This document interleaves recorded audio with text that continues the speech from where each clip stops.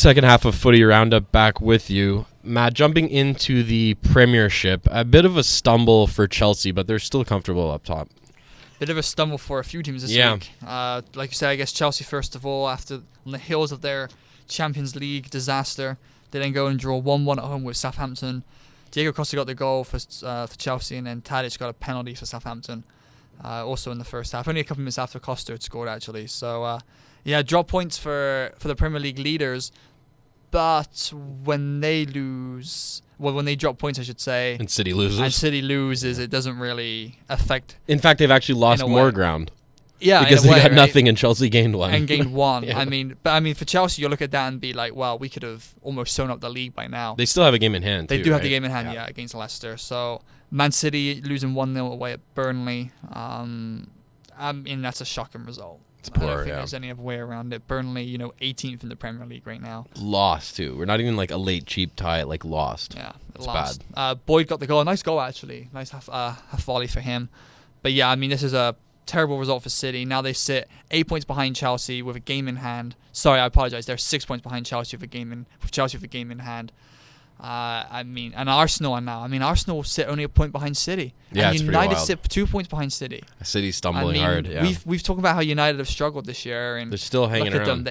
They could very easily finish second this year, which would be, all things considered, phenomenal. A good season. Yeah. Talking to United, they won 3-0 at home to Spurs. Spurs have just been in a kind of a free fall in recent weeks. Obviously, Europa League loss to Fiorentina, and Fellaini, Carrick, and Wayne Rooney scored the goals. I guess we've got to talk about the Wayne Rooney situation. Amazing. For those who haven't known, a video appeared. Was it yesterday? I think Sunday? It was a day and a half ago, maybe. Yeah. Of Wayne Rooney boxing in his £1 million mansion in his kitchen with Phil Bardsley, and the video suggests that Rooney got knocked on his ass. Was lights out and knocked out, like we see in the UFC, right? And the video would suggest not nearly as good a boxer as a striker at the end of the day. Yeah, exactly. It was in under a minute, I think, TKO. So I mean, I don't know how authentic the video is. It's like a small, I don't know. When he falls to the ground, it could be. There's a chance that it was very quickly edited. But I don't think so, though. The way he mocked it when he scored, he's like, I think he was admitting, true. I got knocked on my ass, Maybe and here I go, and now I'm doing what I do. You know? My problem with this video is that there's no immediate help for a man who That's is England's hilarious. best striker, is on £300,000 a week. Louis van Gaal having just like a heart attack. Potentially laying unconscious on his kitchen floor. What is this? Sharman tweeted, he goes, like, great video. He's like, don't doubt that it's real. He's like, but find some better mates, Rooney. He said, because he didn't care. Exactly.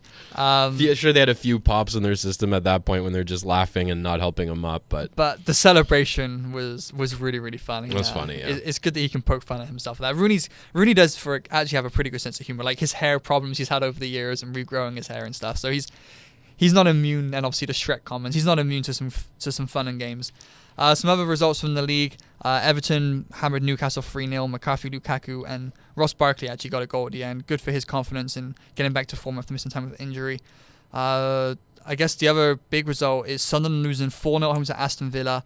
Benteke and Agbonahor both scoring twice. Villa are on a tear, Rob, right now. But the outcome from this game is that Gus Poyet has lost his job as Sunderland manager. Hardly a surprise. They're sat in 17th in the table, 1 point said away. Nobody, right? Off from relegation. I mean, they've only won 4 games all year, which is the lowest in the Premier League. They've only won 2 of those at home, 2 on the road. They've drawn 14 games though, which is the league high by at least 4 games. So that's Roma-esque, no? It is, yeah, I know, right? But the only difference is Roma win games, don't lose games too often. Problem here though, obviously, is if you turn a couple of those draws into wins, Sunderland are pretty smooth sailing. But Gus Poyet is out of a job. Crystal Palace beat QPR 3-1. Zaha looked really, really good for Palace. After going to United from Palace last year, basically sitting on the bench for you, he's back at Palace now. He had a really good game. But Matt Phillips scored probably, Rob, goal of the season. 45-yard strike that was just, magical is maybe one way to describe it. It was a phenomenal goal. Definitely going to be in contention for goal of the year at the end of the season. And 2 other results. West Brom 1, Stoke 0, and Leicester drew 0-0 of Hull City. in a game that probably no one worried too much about. And we actually forgot Arsenal's result, which they won 3-0 at home to West Ham. Giroud, Ramsey, and Mathieu Flamini getting the goals there for the Gunners. I guess as of the time of this recording, too, Liverpool has yet to play Swansea. Yeah, they play on Monday, so that's later today as we sit here right now. So that's a good game, actually. That's going to be a really good game. Further on the Liverpool point, they're also playing Man United coming up. It's a pretty big game. Yeah, at home. Liverpool have this tendency to beat the big clubs at home, as we've kind of seen in recent years, and even this season. So that's going to be a really good game, obviously. Newcastle-Arsenal is a really intriguing matchup, too. A couple of other games, Man City host West Brom, and QPR host Everton, and Spurs host Leicester. So, I mean, some good games coming up in this weekend, in the Premier League this week. And obviously, after, a weekend where teams drop points at the top, and, the two teams at the top drop points, and then the other teams below them won again. It's kind of close things down a lot now. Matty, in La Liga, it was business as usual. Madrid and Barca both picking up ho-hum 2-0 victories. Yeah, it was. Yeah, no problems there. Messi scoring both goals for Barcelona and Gareth Bale scoring both goals for Real Madrid. There's a bit of a strange situation here with Ronaldo. The second goal, Ronaldo was shot from the right-hand corner of the box. Ronaldo was shot? No, he shot. Oh, he shot us? That'd be pretty strange. That would be strange. I think that would be on the news if that had happened. I'm like, how did I miss that? Twitter just took no note of that at all? Exactly. Ronaldo shot from... Jeez, you got this in my head now. Ronaldo shot from the right-hand corner of the box, top corner of the box, and it kind of hit Bale on the foot. You could see he was trying to get out of the way, and it went in. And Ronaldo's reaction was really of negativity, really disappointed, and he kind of looked hacked off and frustrated. And it's, I don't know, to me, obviously a tough week in the week against Schalke, and then you're back on form here in the league. I don't know, it just didn't seem really necessary, fitting. I don't know why he was so hacked off, I guess, that Bell didn't even intentionally put the shot in. And to me on the replay, it looked like his shot might be going wide. Anyway, Gareth Bale scored twice. He looked really good in this game. He's been a little bit underwhelming for the most part, I found. Bale, yeah. He hasn't been awful, but, I think a lot more was expected of him when he got the contract he did playing for Real Madrid. I think he's been okay. I don't think he's been But I'm saying great. They didn't pay him to be okay. They paid him to be top flight player. But he's had his moments, though.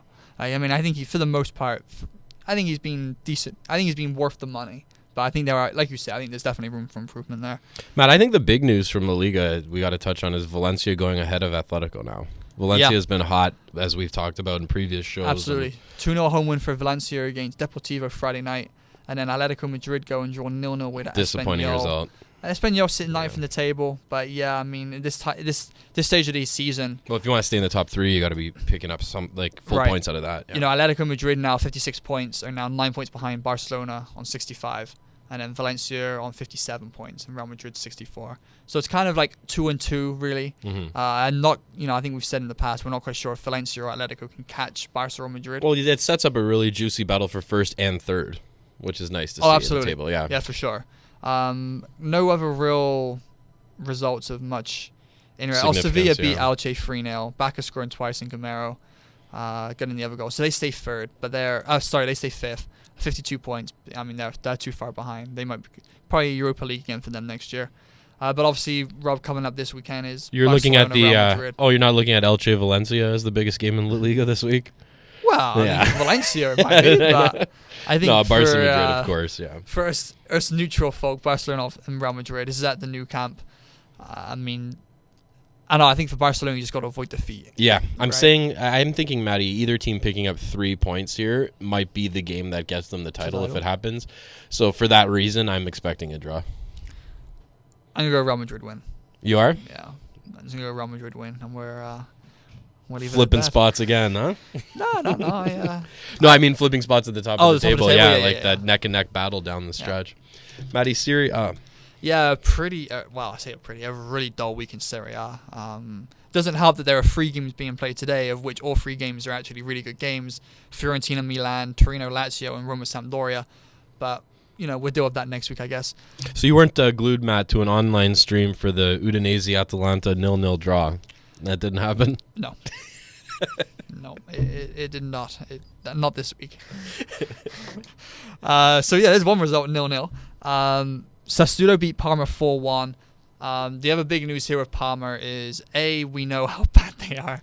Did someone get paid this week? No, they didn't. No, still. And they lost. They got a 2-point deduction because they haven't played any play.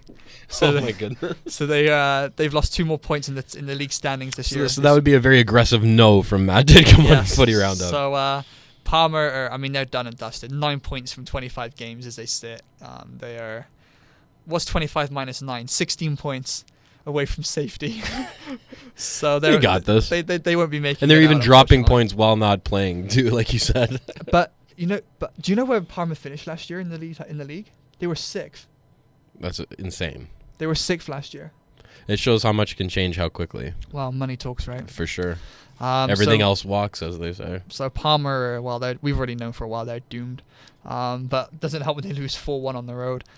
Inter Milan drew 1-1 at home with Cesena. Palacio getting the goal there for Inter.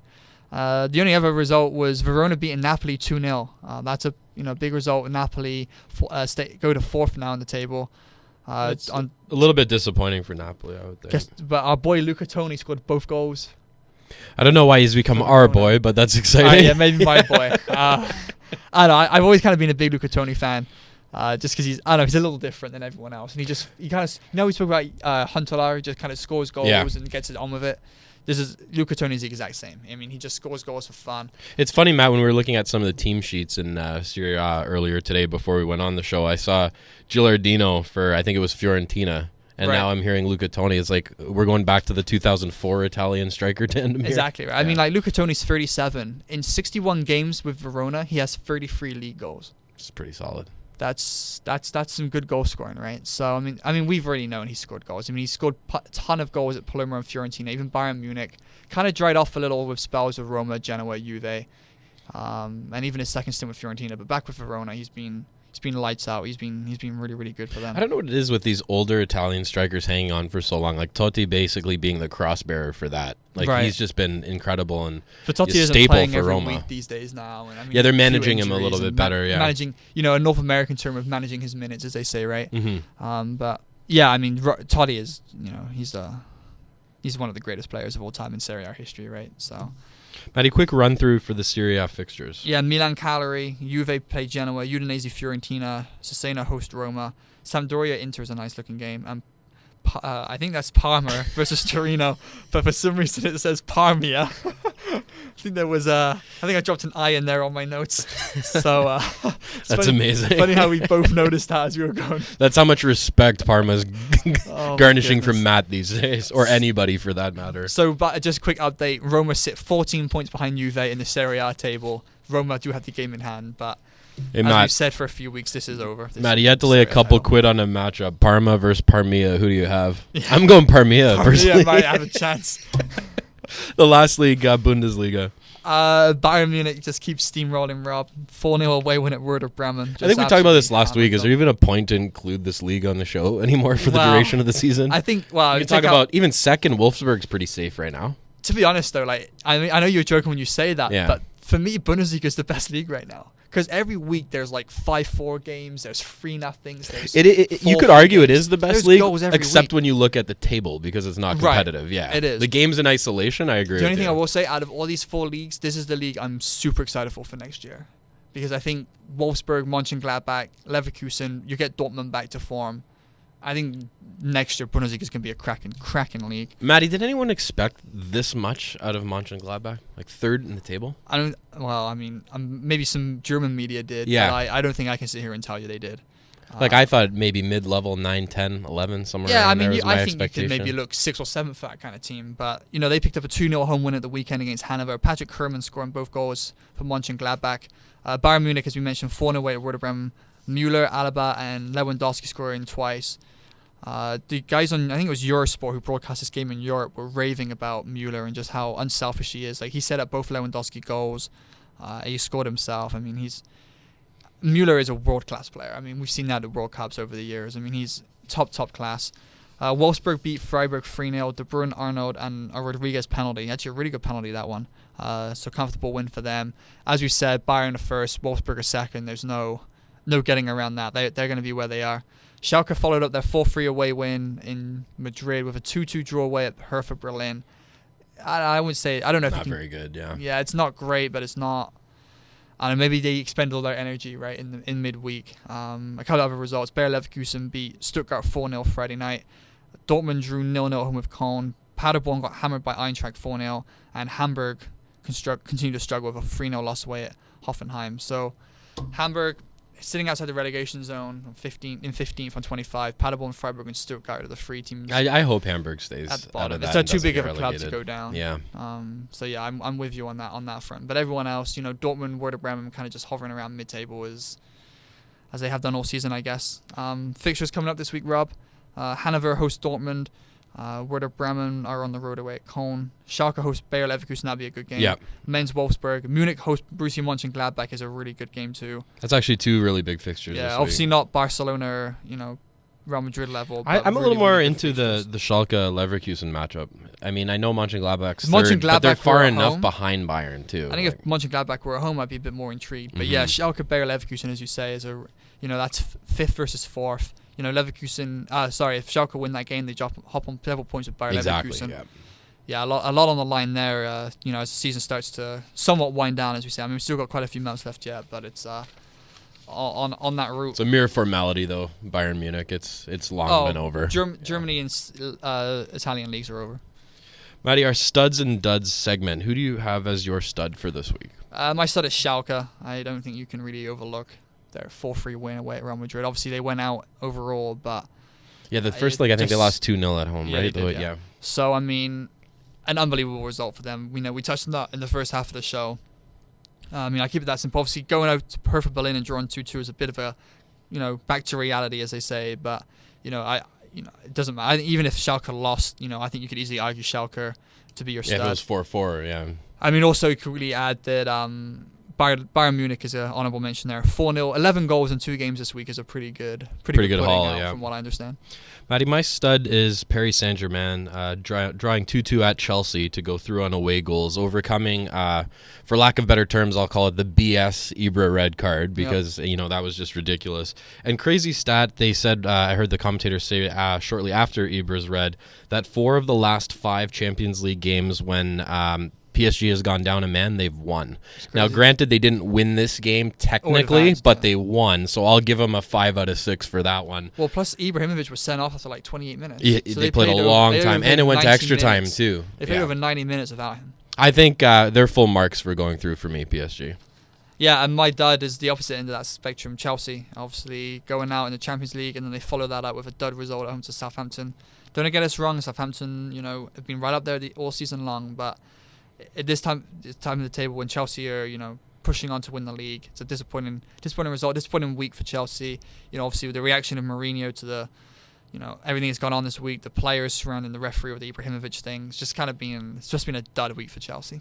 Nice little segue off that for my dud, Matt. We've stayed really, married to this Chelsea PSG game. I'm going a little different. I'm specifically picking on the official Bjorn Kuipers from the game, PSG and Chelsea. Shout out.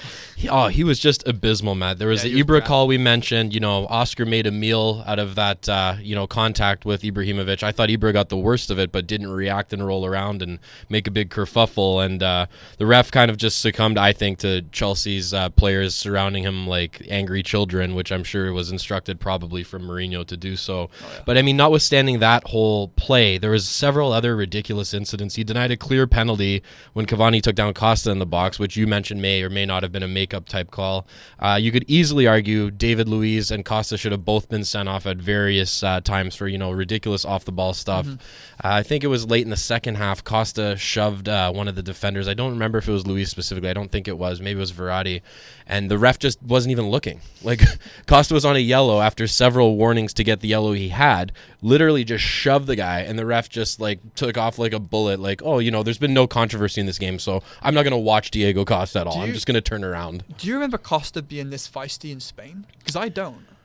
Yes and no. I mean, I know this physical, moments, but his temper, he doesn't even try to control it at all anymore. It's almost like it's become part of Chelsea's strategy for him to be this ridiculous to his opponents and just try to get in their heads. Being competitive and flying in for tackles and stuff. But his after with the whistles blown and stuff, he's like, he kind of acts like a baby, really. I mean, he does. He complains a lot, which is not fun to see in a soccer match. And it was just an absolute gong show for Kuipers. I mean, he could ref another 20 years. I don't know if he's going to have a worse game than that. I read an article on Sky Sports that said at one point in the game he had, I think it was 4 major calls to make in 12 minutes. And arguably he got every single one dead wrong. So there's a big F- for Bjorn Kuipers from me. I'm with you on that one. But I mean, at the end of the day, Matt, PSG deserved a result to go through in advance. Yeah, no question about it.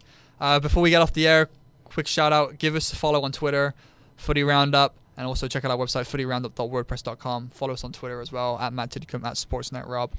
Give us some loving and check out what we're up to online as well. Thanks a lot for listening. That's it for Footy Roundup today.